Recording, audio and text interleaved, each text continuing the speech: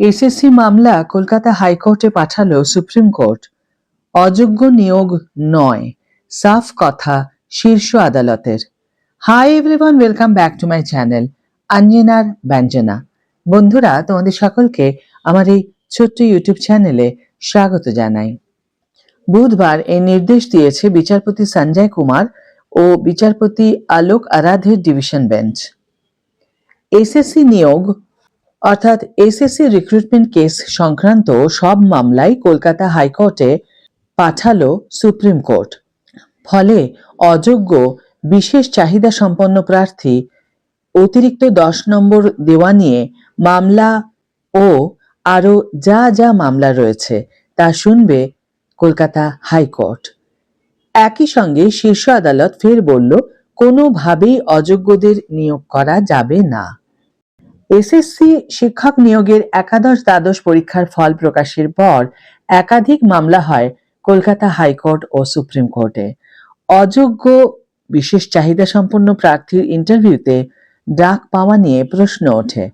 সেই বিষয়ে এদিন সুপ্রিম কোর্ট সাফ জানিয়েছে, কোনো অযোগ্য প্রার্থীকে নিয়োগ করা যাবে না। পাশাপাশি এসএসসিকে ফের অযোগ্যদের তালিকা জনসমক্ষে আনার কথা বলেছে শীর্ষ আদালত। শুধু নাম পরিচয় নয়, সেখানে সমস্ত তথ্য থাকতে হবে বলে জানিয়েছেন দুই বিচারপতি।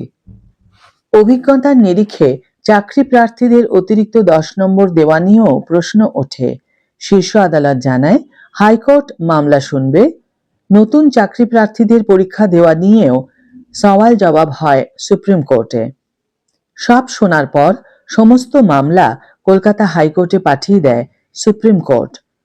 উল্লেখ্য, কলকাতা হাইকোর্টের বিচারপতি অমৃতা সিনহার এজলাসে অতিরিক্ত 10 দেওয়া নিয়ে মামলা দায়ের হয়েছে আগেই।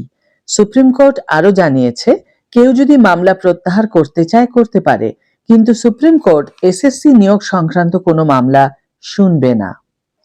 উল্লেখ্য, 2016 সালের এসএসসি 26,000 শিক্ষক ও শিক্ষাকর্মী নিয়োগ করে। গত এপ্রিলে দুর্নীতির অভিযোগে গোটা প্যানেল বাতিল করে দেয় সুপ্রিম কোর্টের প্রধান বিচারপতির বেঞ্চ। সুপ্রিম কোর্টের নির্দেশে নতুন করে নিয়োগ বিজ্ঞপ্তি দেয় এসএসসি। আদালতের নির্দেশ মেনে নতুন করে পরীক্ষা হয়, সময় মতো ফল প্রকাশ হয়, ইন্টারভিউতে ডাক পেতে শুরু করেন চাকরি প্রার্থীরা। ফল প্রকাশের পর একাধিক প্রশ্ন তুলে মামলা হয় উচ্চ ও শীর্ষ আদালতে। সেই সংক্রান্ত মামলায় বুধবার এসএসসি সংক্রান্ত সব মামলা কলকাতা হাইকোর্টে পাঠিয়ে দিল সুপ্রিম কোর্ট। আজকের ভিডিও এখানে শেষ করছি বন্ধুরা। ভিডিওটি যদি কার্যকর বলে মনে হয়ে থাকে তাহলে অবশ্যই একটি ছোট্ট করে লাইক দিও, শেয়ার করো বন্ধুদের সাথে, কমেন্ট করে এ বিষয়ে কোনো মতামত থাকলে অবশ্যই জানিও।